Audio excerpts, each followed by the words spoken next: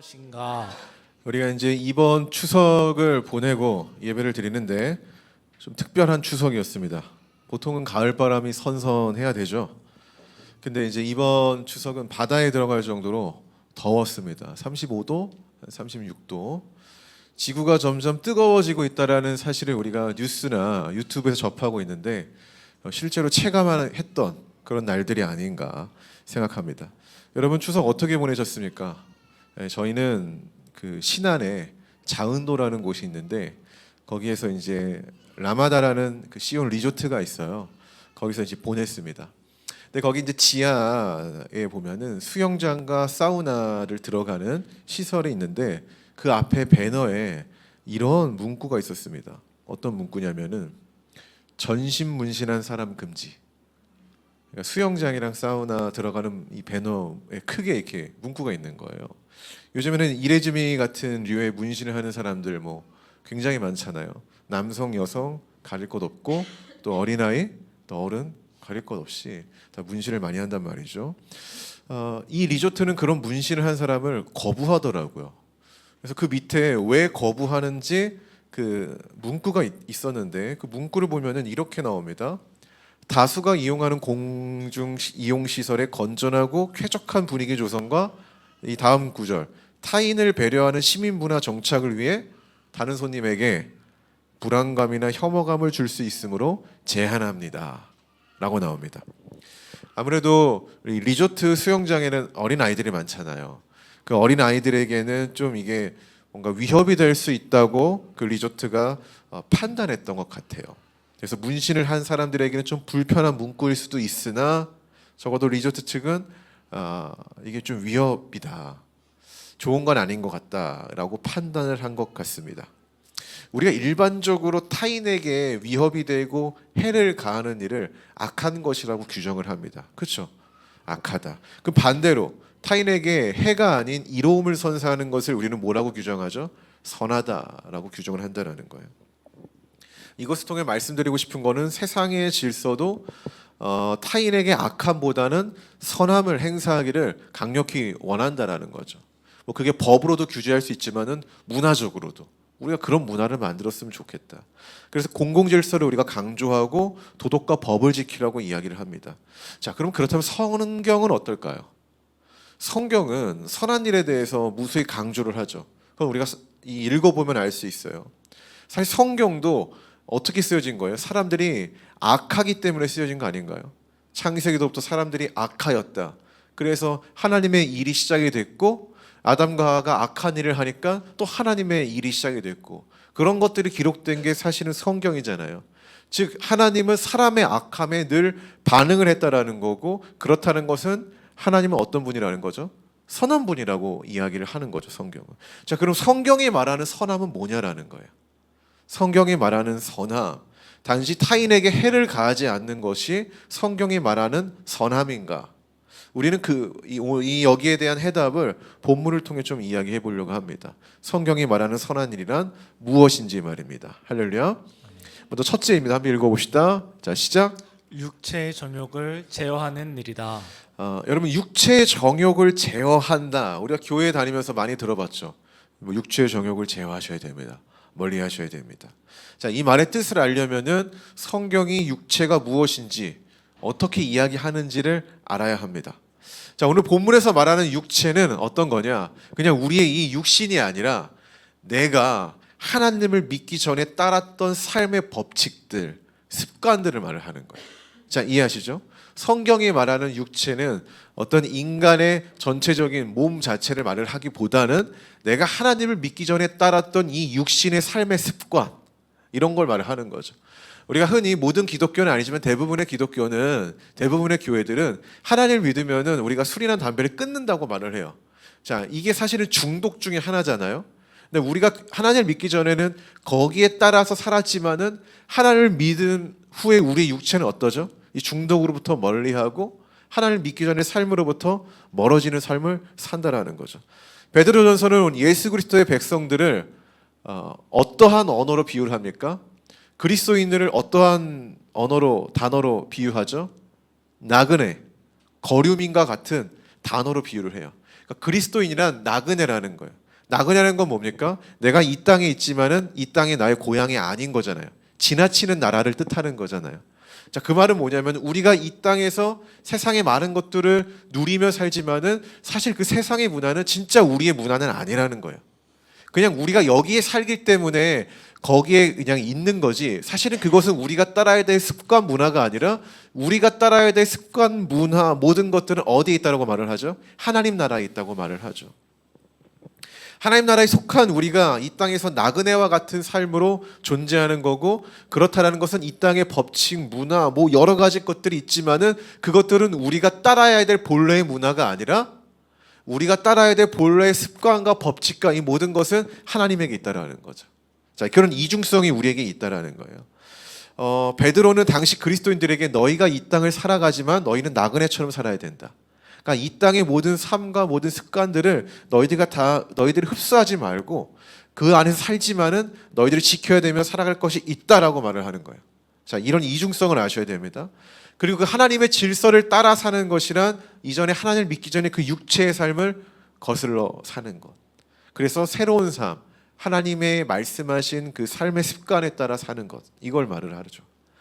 자, 구체적으로 적용을 해보면 이전에 우상을 따라 살던 나의 육체를 하나님의 섬기는 육체로 만드는 거예요. 그러니까 이걸 습관이란 말로 번역을 할게요. 그 습관을 하나님을 섬기는 습관으로 바꿔버리는 거죠. 아까 술, 담배 비유했지만 중독적인 삶을 살았던 내가 이제 예수의 복음이 나에게 해독제가 돼서 내 삶을 제어하고 또 내 삶을 통제할 수 있는 건강한 삶의 습관으로 만들어가는 거예요. 그런데 문제는 뭐냐면은 우리가 하나님의 은혜로 새로운 인생을 살겠다고 결단을 해요. 그렇죠? 늘 우리가 결단하지만 그럼에도 불구하고 우리는 이전의 삶으로 돌아가고자 하는 회귀 본능이 있다는 거죠. 이건 누구나 다 있는 거예요. 누구나 다. 자, 출애굽기에 보면은 노예 생활을 하던 사람들이 하나님에 의해서 어떻게 되죠? 자유인이 됩니다.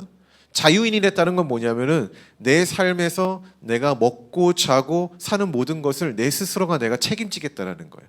자, 노예는 뭐죠? 주인이 책임져 주잖아요. 그래서 이들은 노예 생활을 버리고 자유민이 됩니다. 근데 막상 광야에 가서 내가 나의 모든 것을 다 책임지려는 삶을 살려다 보니까 그게 쉽지 않은 거예요. 그러다 보니까 이들이 어떤 생각을 하죠? 회귀 본능을 하죠. 그때가 좋았는데. 근데 사실 그때가 진짜 좋았을까요? 이때 당시에 노예는 엄청 맞아요. 그런 삶이 좋습니까? 안 좋잖아요. 근데 안 좋았던 그 삶을 좋다라고 착각을 하면서 돌아가고 싶다는 얘기를 하죠. 그 이제 모세한테 굉장히 이전의 모습으로 돌아가고 싶다고 이야기를 했다라는 거예요. 우리가 이런 내용을 보면은 어떻게 하나님의 은혜를 입은 그리스도인들이, 이스라엘 백성들이 저럴 수 있을 거라고 비판을 하지만은 사실 우리 안에 내재되어 있는 모습이라는 거죠. 이런 회귀 본능. 그리스도인의 삶, 우리가 하나님의 은혜로 그리스도인이 되었지만 그리스도인의 육체, 삶, 습관, 품행이나 태도, 가치관은 담아내지 못한다는 거예요. 자꾸 이전의 것으로 돌아가고 싶다는 거죠. 이 베드로전서 읽다 보면 느끼는 게 뭐냐면은 베드로는 은혜를 받았다고 하는 자들에게 이런 맹점이 있음을 익히 알고 있었던 것 같아요. 너희가 우상을 버리고 하나님께 갔다고 하지만은 왜 다시 우상의 삶의 습관으로 돌아가느냐, 이런 부분들을 분명히 알고 있다는 거죠. 그래서 육체의 정욕, 이전의 것으로 돌아가고 싶은 생각, 사고, 태도, 언어 모든 것을 제어하라고 권면하는 거예요. 자, 그렇다면은 제어라는 건 무슨 뜻일까요? 제어한다. 우리 지금 이 예배의 음향을 누가 제어하고 있죠? 우리 승원이가 컨트롤하고 있죠. 근데 성경이 말하는 제어는 그런 것과는 조금 달라요. 어떤 의미냐? 우리가 흔히 억제하거나 통제한다는 것을 제어라는 의미로 알고 있는데 헬라 원어를 보면은 두 가지 의미가 있습니다. 이 두 가지 의미가 합성어인데 어떤 의미냐? 첫째, 떨어지다, 분리되다라는 의미예요. 제어한다라는 게 떨어진다라는 의미예요. 육체 정욕을 제어하는 방법은 떨어지는 거예요. 떨어지는 거. 우리가 요셉의 예를 볼 수 있죠. 요셉이 굉장히 성경에서 보면은 잘생긴 사람이라고 나와요. 근데 그 잘생긴 사람이 왜 잘생길 수밖에 없었는가? 그건 간단하죠. 형들은 노동을 하고 맨날 햇볕에서 일을 하는데 애지중지하게 키웠잖아요. 옷도 좋은 것 입고. 그러니까 성경에서 말하는 잘생겼다는 것은 어떤 귀태가 난다라는 거죠. 근데 그러한 노예의 존재로 갑니다. 보디발의 집에 팔려가죠. 거기서 한 가지 유혹을 당합니다. 누구의 유혹이죠? 보디발의 아내. 보디발의 아내의 유혹을 당해요. 유혹을 당하는데 이때 요셉의 반응이 어떠했을까요? 성경이 딱 두 가지만 말을 해요. 어떻게 말하냐면은 첫째, 함께 있지도 않았다. 둘째, 도망쳤다. 제어했다라는 거예요. 제어의 의미가 바로 이런 거라는 거죠. 육체 정욕이 왔을 때 그것과 나를 유혹하는 것과 함께 있지 않는 것, 그리고 두 번째는 도망치는 것. 이 일로 인해 요셉은 감옥에 갇히게 됩니다. 그렇죠? 선한 일을 했는데도 감옥에 갇혀요. 안 좋은 결과가 왔다라는 거예요. 근데 놀랍게도 성경은 감옥에 갇힌 이 요셉을 향해 이렇게 기록해요. 하나님께서 함께 하셨고 형통했다. 근데 이걸 영어 성경으로 보면은 이 형통을 뭐라고 번역을 했냐면은 성공이라는 말로 번역을 해요. 어떤 뭐죠? 영어? 미션 석세스. 성공했다라고 이야기를 해요. 우리는 이를 통해 하나님이 바라보시는 성공의 관점이 뭔지 분명히 알 수 있는 거죠. 어떤 꿈을 이루거나 비전을 이루는 게 아니라 어떤 육체의 유혹으로부터 멀리 떨어지는 것. 비록 그로 인해 나에게 안 좋은 결과가 왔을지라도 하나님은 그 모습을 보고 성공, 형통했다라고 말을 하는 거예요. 이게 하나님이 바라보시는 관점이라는 거죠. 여러분, 하나님은 이러한 인생을 잘 살았다고 인정하는 겁니다. 우리가 그랬으면 좋겠어요. 두 번째 뜻이 있다고 했죠. 첫째 뜻은 뭐라고 했죠? 제어의 뜻, 멀어지다, 분리되는데 두 번째, 붙잡다라는 뜻이에요. 붙잡다. 여러분, 우리가 내 힘으로 정욕의 유혹으로부터 분리될 수 있을까요? 멀어질 수 있을까요? 사단이 그리스도인을 공격을 할 때 저는 가장 효과적인 방법은 할루네이션이라고 생각해요. 착각, 할루시네이션, 착각. 우리가 제가 이제 AI 논문을 쓰고 있는데 AI에서 지금 가장 맹점이 뭐냐면은 이 착각이죠. 잘못된 정보인데 이게 진짜라고 착각을 해가지고 우리에게 정보를 제공하는 거. 근데 이게 사단이 우리를 공격을 할 때 주는 현상 중에 하나죠. 분명히 잘못된 건데 본인은 착각하고 있는 거야. 잘못된 걸 모르는 거죠. 그렇게 우리를 이렇게 공격을 하는데 우리가 하나님의 은혜가 있어야만, 그러니까 내 힘으로는 그 유혹으로부터 절대 도망칠 수 없다는 건 기독교의 진리죠. 그러면은 우리에게는 다른 무언가가 나에게 주어져야만 그것으로부터 내가 멀어질 수 있는 힘이 부여되는 건데 기독교는 그것을 은혜라고 말을 해요. 근데 많은 사람들의 착각이 뭐냐면은 나는 내가 다 할 수 있어라는 거죠. 그런 유혹이나 뭐 이런 것들도 내가 스스로 다 이겨낼 수 있어. 그러다 보니까 그런 장소에도 과감히 가는 거죠. 근데 그건 다 착각이에요. 착각. 인간은 생각보다 그렇게 강력하지 않다라는 거죠. 그래서 성경이 왜 그런 곳에 가서 이겨내라라고 말을 하는 게 아니라, 뭐 예를 들어서 뭐 마약을 하는 그룹이 있어요. 그럼 너희가 그곳을 가서 전도하고 그들을 이겨내고 이렇게 말하는 게 아니라 왜 그곳에 가지도 말라라고 말을 하는 이유는 어떻게 보면은 인간이 그만큼 연약하다라는 것을 인정하고 있는 거죠. 근데 그런 우리가 그럼에도 불구하고 이겨낼 수 있는 거는 은혜가 있어야 된다라는 거예요. 그러니까 성경은 그 은혜를 우리가 붙잡아야만 육체의 정욕으로부터 제어할 수 있다는 거, 통제할 수 있다고 말을 하는 거예요. 그래서 우리는 하나님의 은혜를 잘 붙잡는 삶을 살아야 된다는 거예요. 그 은혜가 내 안에 있어야만 우리가 이런 모든 것들이 가능하다라는 거예요. 유혹이 있을 때 도망칠 수 있고 과감하게 뿌리칠 수 있는 거예요. 그럼 그 하나님의 은혜를 붙잡는 최고의 방법은 뭘까? 하나님의 은혜를 늘 붙들 수 있는 최고의 방법은 뭘까라는 거죠. 늘 이게 기독교 역사 가운데서 가장 답을 찾고 싶어하는 거예요. 그럼 어떻게 우리가 하나님의 은혜를 붙잡을 수 있을까? 하나님의 은혜라는 것은 우리가 어떻게 제어할 수 있는 게 아니잖아요. 하나님이 주시는 것이 내가 언제든지 취득할 수 있다고 해서 내가 취득할 수 있는 게 아니란 말이에요. 근데 그럼에도 불구하고 하나님의 은혜를 내가 간직할 수 있는 그 방법은 뭐냐라는 거죠. 기독교 역사에서 말하는 건 이거를 이렇게 말을 해요. 거룩한 습관밖에 없다. 거룩한 습관. 매일 우리가 기도하고 하나님의 말씀을 가까이 하고 주님을 찬송하는 삶을 사는 것, 그것밖에 없다라는 거예요. 그것밖에. 그럴 때 비로소 우리가 은혜를 붙잡을 수 있고 하나님 믿기 전에 이전의 모습으로 돌아가고자 하는 그 마음으로부터 분리되고 멀어질 수 있다라는 거죠. 그 진실된 거룩한 습관이 없을 때 우리는 쉽게 무너지는 거예요. 육체의 정욕에 수많은 이전의 내 삶의 모습으로 또 돌아간다라는 거죠. 습관이 중요하다는 것은 매번 강조하지만 이거 누구나 다 압니다. 근데 이 습관을 형성하는데 가장 중요한 게 뭘까요?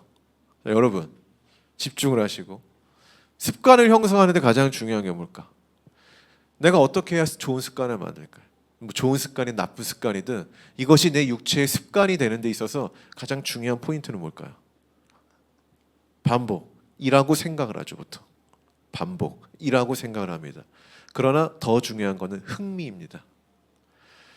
내가 무언가를 하기 전에, 반복을 하기 전에 여기에 대한 내적인 흥미든 외적인 흥미든 뭐가 있어야 돼요. 우리 세훈이가 맨날 달리잖아요. 요즘에 뭔가 열심히 달리는데 그걸 반복하고 있잖아요. 근데 거기에 본인이 흥미가 없으면 사실 못해요. 무슨 말인지 아시죠? 운동도 흥미가 있어야 해요. 내가 운동을 해서 뭔가 얻어진다는 그 흥미를 내가 알아야 하게 된다는 거죠. 그래서 이 재미와 흥미는 내가 어떤 습관을 만들어내는데 가장 중요한 요소예요. 거룩한 습관은 어떨까요? 똑같아요. 내가 성경을 읽는 것에 흥미가 있어야 돼요.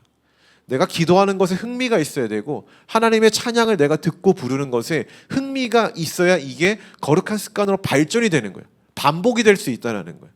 물론 그릿, 끈기 같은 것도 필요하지만은 이게 먼저라는 거죠. 근데 문제는 뭐 예수를 믿는데 우리가 하나님을 아는 그 성경을 읽는 것에 흥미가 없다라는 거죠.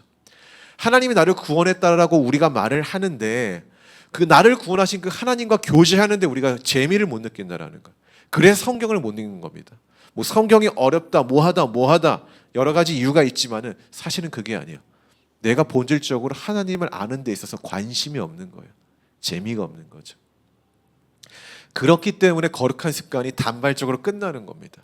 그럼 중요한 건 뭐예요? 저는 그런 분들이 여기 있다라면 이렇게 권면하고 싶어요. 하나님과 교제하는 것에 큰 재미를 느끼게 해달라고 기도를 하는 거예요. 저는 이게 굉장히 중요하다고 봅니다.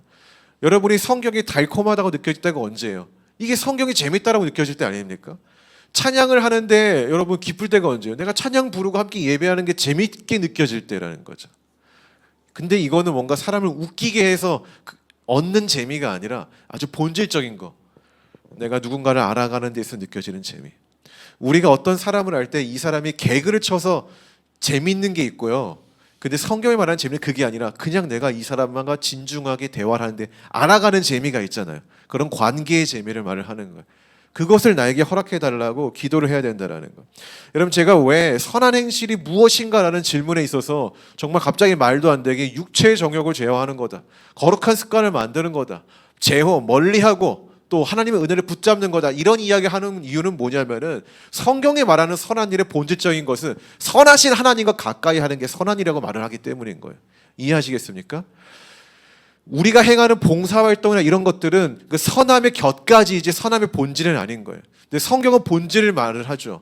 선하신 하나님과 가까이 하는 것, 선하신 하나님이 멀리 하라는 것을 우리가 따르는 것, 그게 성경이 말하는 선한 일 중에 하나이기 때문에 그런 것입니다. 할렐루야. 두 번째 읽어봅시다. 자, 시작. 선한 행실로 하나님께 인도하는 것이다. 오늘 본문 12절을 세번역 성경으로 보면은 이런 내용입니다. 여러분은 이방 사람 가운데서 행실을 바르게 하십시오. 그렇게 해야 그들이 여러분더러 악을 행하는 자라고 욕하다가도, 그러니까 여러분이 선한 행실을 하는데 이 사람들은 너네가 악을 행하고 있다라고 욕을 한다라는 거예요. 근데 그러다가도 하나님이 찾아오시는 날, 자 이거는 종말의 때가 있고 또 그 사람이 하나님을 믿게 되는 하나님의 때라는 게 있어요. 그렇죠? 그때 하나님의 때에 여러분들의 그 바른 행위, 그러니까 이방 사람들이 보고 평가하는 악한 행위라고 평가하는 그 바른 행위를 보고 하나님께 영광 돌릴 거다라고 번역을 해요. 자, 여기서 말하는 선한 행실, 선한 일, 어떤 의미냐면 가치 있는 일이라는 뜻입니다. 예를 들어서 봉사활동 가치 있죠. 가치 있는 일입니다. 지하철 공공이동시설에서 노인에게 임산부에게 자리를 양보하는 일, 가치 있죠. 선한 일입니다. 누군가를 돕는 행위 자체가 가치 있는 일이라는 거예요. 근데 잘 보세요. 이런 가치 있는 일을 하는데 12절에서 세상 사람들이 이 그리스도인들을 보고 뭐라고 비방한다고요? 너희가 악을 행하고 있다라고 비방한다라는 거예요. 이상하죠. 여러분 그렇다면 2000년 전인 성경 시대의 선의 개념과 지금 시대의 선의 개념이 다를까요? 이때 당시에는 노약자들에게 선을 행하고 뭐 과부들에게 도움을 주는 것을 우상을 믿는 사람들은 그건 악한 일이라고 규정을 했기 때문에 그것은 악하다라고 말을 하는 걸까요? 아니잖아요. 그렇죠? 이런 기본적인 도덕의 관점은 4000년 전이나 2000년 전이나 지금이나 일반적으로 같은 맥락이 있단 말이에요. 근데 그럼에도 불구하고 이런 선한 일을 했는데 세상 사람들은 그리스도인들을 향해 너희들은 악한 일을 했다라고 비방한다라는 거예요. 논리적으로 말이 안 되죠. 그렇다는 건 뭐예요? 여기서 말하는 선한 일은 그러한 일이 아니라는 거예요. 이해하시겠죠?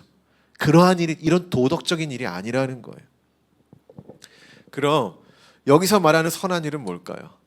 그리스도인을 선한 일이라고 하고 있는데 우상을 믿는 세상 사람들은 너희들은 악한 일을 하고 있다고 말하는 그 선한 일이란 뭘까요? 그거는 하나님을 섬기는 일을 말을 하는 거예요. 하나님을 섬기는 일, 선하신 하나님을 섬기는 일. 베드로전서가 말하는 선한 일은, 이 가치 있는 일은 하나님을 섬기는 일을 말을 하는 거예요. 그런데 세상 사람들은 하나님을 섬기는 일을 보고 너희들은 무가치한 일을 하고 있다라고 비방을 한다는 거예요. 하지만 하나님의 때, 그게 종말이 때든 아니면은 그 사람이 정말 하나님을 믿을 수밖에 없는 그런 환경이 조성된 때이든 간에 그때 무가치한 일을 하고 있다라는 그런 너희들을 찾아와서 그 가치 있는 일을 하려면은 어떻게 해야 됩니까? 라고 묻게 된다라는 거예요. 그때 비로소 무가치한 일을 하고 있다. 그러니까 하나님을 섬기는 일을 하고 있는 그 우리의 모습을 보고 그들이 하나님께 영광을 돌릴 거다. 즉 우리처럼 무가치하다라고 판단되는 그 가치 있는 일에 함께 할 것이다라고 말을 하는 거예요. 자, 이해가 되십니까? 이 본문의 내용이. 그렇기 때문에 오늘 본문이 말을 하고 있는 건 뭐냐면은, 그러니 너희들이 세상에서 하나님을 섬기는 일이 무가치하다라고 판단할지라도 우리는 끊임없이 그 자리에서 하나님을 예배하고 있어야 된다라는 거. 왜? 그 사람들이 하나님의 때, 야, 내가 이전에는 하나님 믿는 게 무가치하다고 판단했는데 아닌 것 같아. 그럼 그 하나님 만나려면은 어떻게 해야 돼라고 우리를 찾아온다라는 거예요. 이 포인트를 이야기하고 있는 거예요. 이 포인트를. 여러분 주변에도 하나님 믿는 것이 무가치하다라고 헛되다고 말하는 사람들이 있죠.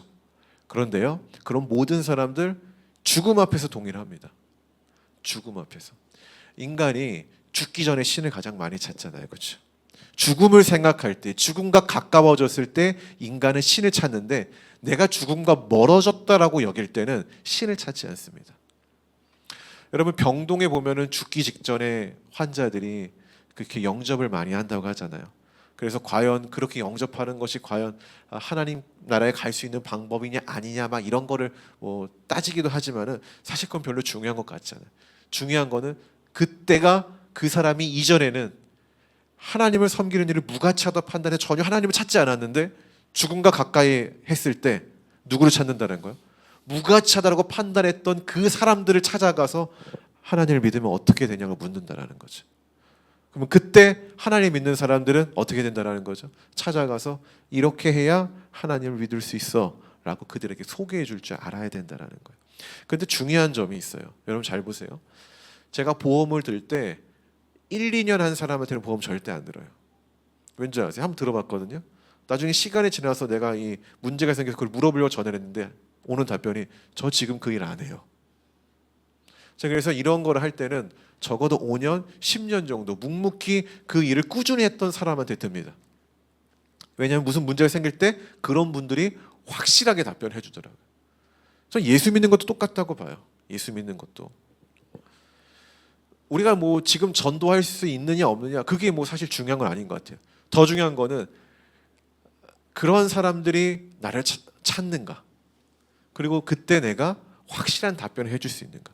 이렇게 해야 하나님의 길을 갈 수 있어. 이렇게 해야 하나님과 함께 할 수 있어. 근데 많은 사람들이 이 하나님을 믿는 자리를 막 너무 쉽게 떠나기도 하고 너무 쉽게 돌아오기도 하고, 물론 그런 안타까움이 있지만은 그래도 오늘 본문에서 말하고자 하는 거는 너희들이 그 자리를 묵묵히 예배할 때 그런 사람들이 우리를 찾아온다라는 거죠. 그때 우리는 답변할 수 있는, 주님께로 인도할 수 있는 사람이 되어야 된다. 그리고 성경은 그러한 삶을 선한 일이라고 규정을 하고 있는 거예요. 선한 일. 도덕, 그것도 맞아요. 그러나 본질적으로 선한 일은 선하신 하나님을 믿으며 그들을 선하신 하나님께 인도하는 일, 이게 선한 일이라고 정의하고 있다는 겁니다. 말씀의 결론을 맺겠습니다. 우리는 보통 선한 일이라고 한다면 남에게 도움을 주는 일이라고, 해를 가하지 않는 일이라고 정의합니다. 어려운 사람을 돕고 길가에 쓰레기를 줍고 공공질서를 잘 지키면 내가 선한 일을 했다라고 우리는 생각합니다. 맞아요. 그것도 선한 일이 아니다라고 말을 하는 게 아닙니다. 맞습니다. 그러나 그것은 선하신 하나님으로부터 나온 선한 곁가지이지 선하심의 본질은 아니라는 거예요. 성경이 말하는 선한 일 중에 가장 선한 일, 선한 일 오브 선한 일이라고 우리가 표현한다면은 하나님의 자녀로서 그 삶을 사는 거죠. 하나님이 원하시는 대로 육체의 정욕을 제어하는 거죠. 새로운 삶을 사는 거죠. 나그네처럼 이제 이 땅에서 이전에 살았던 우리의 모든 것들은 내 인생의 결론이 아니다. 나는 하나님의 나라가 내 인생의 결론이다라고 사는 거죠.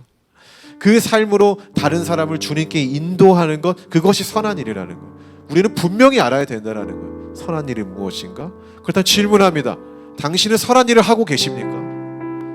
우리는 성경이 말하고 있는 선한 일을 하고 있습니까? 혹시나 착각하고 있지 않습니까? 공중도덕을 잘 지켰다고 해서 내가 하나님으로부터 선함을 인정받은 자라고 말하고 있지 않습니까? 물론 그것도 말할 수 있지만 그 본질이 아니다라는 거예요. 오해하지 마십시오. 그걸 하지 말라는 이야기가 아니에요. 진짜 우리가 선한 일을 하고 있는가? 성경에 맞게. 육체의 정욕을 제어하고 있습니까? 제어하고 있어요? 육체의 정욕을 제어하고 이전의 삶을 내가 버리려고 노력하고 있습니까? 언행, 품행, 태도, 가치관 모든 것들을 성경에 맞게 내가 삶을 세팅하고 있습니까? 과연 하고 있는가? 나는 멀어지고 있는가? 붙잡고 있는가? 이 두 기능이 나에게 있습니까? 혹시나 반대로 있잖아요. 하나님의 은혜를 멀어지려고 하고 있고 이전의 삶을 붙잡으려고 하고 있는 이런 육체의 정욕을 제어하는 게 아니라 그 통제에 따라가는 삶이 우리에게 있지 않은지 그건 선한 게 아니다라고 말을 하는 거예요. 악한 거라는 거예요. 두 번째, 하나님을 예배하는 것을 너무 쉽게 생각하는 거 아닙니까? 이 예배라는 거는 어떻게 표현하기가 어려워요. 어떤 단어로 표현하기가 어려운데 그러면 우리가 표현한다라면은 내 인생을 주 앞에 드리는 거죠. 뭐 하나님을 경배한다, 엎드려 절한다 이런 예배학적 요소가 있지만은 그런 걸 다 차치해 두고 예배라는 건 본질적으로 하나님의 나를 구원하셨고 내가 그 하나님을 찬송하고 내 인생을 주 앞에 맡긴다라는 일이라는 거잖아. 이게 무가치합니까? 가치 있죠. 그러나 세상 사람들은 무가치하다라고 판단할 거라는 거예요. 근데 그럼에도 불구하고 베드로가 고백하는 건 뭐예요? 그 무가치한 일에 너희들이 꾸준히 함께 한다면 진짜 가치 있는 선한 일을 하게 될 때가 온다라는 거예요. 하나님의 때에 하나님을 알고 싶어하는 사람들은 고작 1, 2년 예수 믿는 사람을 찾아간 게 아니라 묵묵히 그 자리에서 10년, 20년 하나님을 섬겼던 사람들을 찾아가 묻는다는 거예요. 여러분도 그러하지 않겠습니까? 여러분이 세상 사람이라 여러분이 예수를 믿지 않아. 근데 어느 때 하나님이 궁금해서 하나님을 묻고 싶어 제대로. 그러면은 한 6개월 교회 다니 새신자를 찾아가겠어요. 야, 교회 가보니까 어때? 그거는 사실 진짜 묻는 게 아니죠. 진짜 묻는 거는 그 자리에서 평생 하나님과 함께 했던 사람에게 묻겠죠. 흔히 전문가라는 사람들.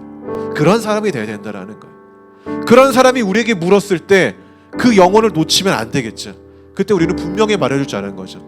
하나님은 이런 분이고 하나님은 이런 분이고 그 하나님 믿으려면은 이렇게 해야 되고 구원의 길은 오직 그 예수밖에 없어라고 담대하게 이야기하고 그를 하나님께로 돌아오게 할 수 있는 그런 역할을 해야 된다라는 거예요. 저는 이 땅의 나그네와 거류민과 같이 사는 사람들이 이 땅을 외면하는 사람이 아니라 그런 사람들이 왔을 때 하나님께 인도하는 나그네가 되는 거예요. 그래서 우리 같이 그 본향길로 갈까? 하고 동료를 만드는 거죠. 그게 성경이 말하는 선한 일이라는 거예요. 다시 질문합니다. 우리는 그 선한 일을 하고 있습니까? 우리는 심각하게 좀 고민을 해봐야 된다는 거죠. 나에게 그 선한 일이 있는가?